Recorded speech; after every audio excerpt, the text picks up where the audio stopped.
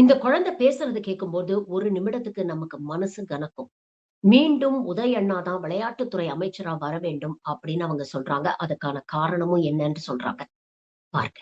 இந்த மேடை எனக்கு கிடைச்சது ரொம்ப ரொம்ப ஒரு பெரிய ட்ரீம் தான்.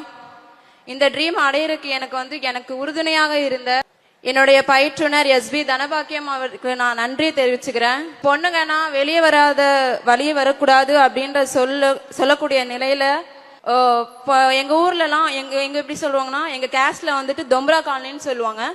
அந்த தொம்ரா காலனில கிட்டத்தட்ட ஒரு 800 குடும்பங்கள் வாழ்ந்து வந்துட்டு இருக்குது. அந்த குடும்பத்துல நாங்க எப்படி இது வரைக்கும் வந்தோம்னு ஒரு சின்ன குட்டி கதை சொல்றேன். 80 வருஷத்துக்கு முன்னாடி மகாராஷ்டிரால இருந்து நாங்க தொழில் செஞ்சுக்கிட்டே குடிபெயர்ந்தோம். அப்படி குடிபெயர்ந்தப்போ என்னோட தொழில் என்னன்னா, பஸ் ஸ்டாண்ட்ல, தெருவுல, கயிறுல, இப்ப சார் சொன்ன மாதிரி கயிறுல நடக்கிறோம். அந்த மாதிரி பஸ் ஸ்டாண்ட்ல வந்து ட்ரம்ஸ் அடிச்சுட்டு ஆடிட்டு இருப்பாங்க, காசு கேட்கறது அந்த மாதிரிலாம் இருக்கும். நான் வந்துட்டு பஸ் ஸ்டாண்ட்ல போய் காசு கேட்டிருக்கேன். எனக்கு வந்துட்டு பசிக்குது, எனக்கு காசு வேணும் அப்படின்ட்டு போய் கையேந்தி நின்றுருக்கேன். அந்த அளவுக்கு இருந்த என்ன இன்னைக்கு இங்க கொண்டு வந்திருக்குன்னா, முதல்ல வந்துட்டு படிப்பு, ஸ்போர்ட்ஸ், ஜிம்னாஸ்டிக்ஸ் தான் முக்கியம். நேஷனல் இன்ஸ்டிடியூட் சாயில நான் படிச்சுட்டு இருக்கேன். என்ட்ரன்ஸ் எக்ஸாம் வைப்பாங்க, அதுக்கு என்ட்ரன்ஸ் எக்ஸாம் எழுதி நான் பாஸ் பண்ணிட்டேன்.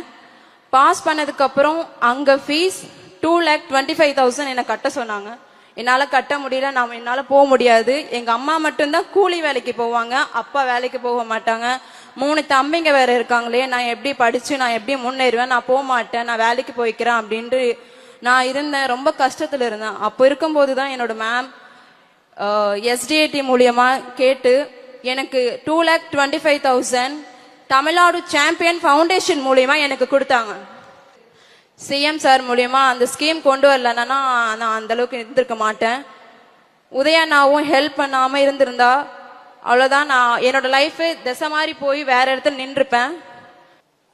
Thank you so much. CM sir, உங்களுக்கு கடைசி ஒரு ரெக்வெஸ்ட் வச்சுக்கிறேன் சார். நெக்ஸ்ட் டைம் இப்போ எலெக்ஷன் வரப்போகுது சார். எலெக்ஷன்ல நீங்க கண்டிப்பா நெக்ஸ்ட் டைம் நீங்க தான் வருவீங்க சார். நீங்க வந்ததுக்கு அப்புறம் ஸ்போர்ட்ஸ் மினிஸ்டர் உதயண்ணா மட்டும்தான் இருக்கணும்னு நான் உங்ககிட்ட ஒரு கோரிக்கை வச்சுக்கிறேன் சார். அது என்னோட சார்பாக இல்ல, எல்லா தமிழ்நாடு ஸ்போர்ட்ஸ் அத்லெட்ஸ் எல்லாருமே வந்துட்டு கேட்கிறோம், அவங்க சார்பாக நான் கேட்டுக்கிறேன் சார். விளையாட்டுத்துறையை இந்த அளவுக்கு மேம்படுத்திய திராவிட மாடல் அரசுக்கும் மாண்புமிகு முதலமைச்சர் அவர்களுக்கும் துணை முதலமைச்சர் அவர்களுக்கும் நன்றி.